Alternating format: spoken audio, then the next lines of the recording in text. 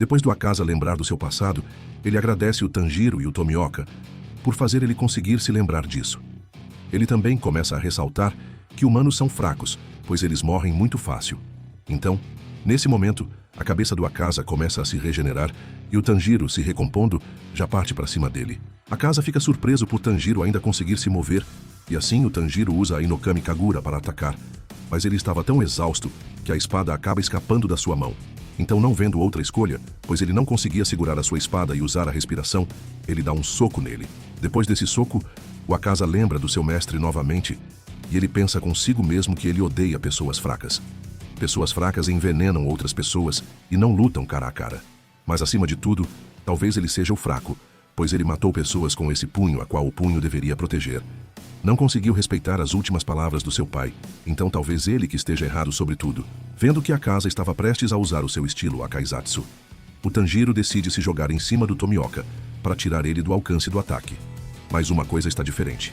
O Akaza estava prestes a usar sim o Akaizatsu, mas não neles. Então ele começa a usar os ataques em si mesmo, dando vários golpes neles sem parar. Isso destrói tanto a cabeça quanto o corpo do Akaza. E o Tanjiro fica confuso com isso. Por que ele se atacou? E o mais importante, porque ele sorriu e estava demonstrando gratidão. Então ele fala para o seu corpo não se regenerar, pois aquele ataque do Tanjiro foi justo e uma técnica magnífica. Então ele aceita que ele perdeu. Nesse momento ele vê o seu pai. Ele pedia desculpas para o seu pai.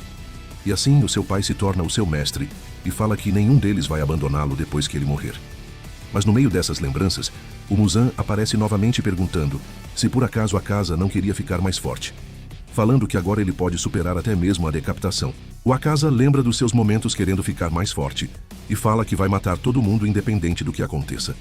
Mas nesse momento, alguém mais importante aparece nas suas memórias. Essa era a sua noiva.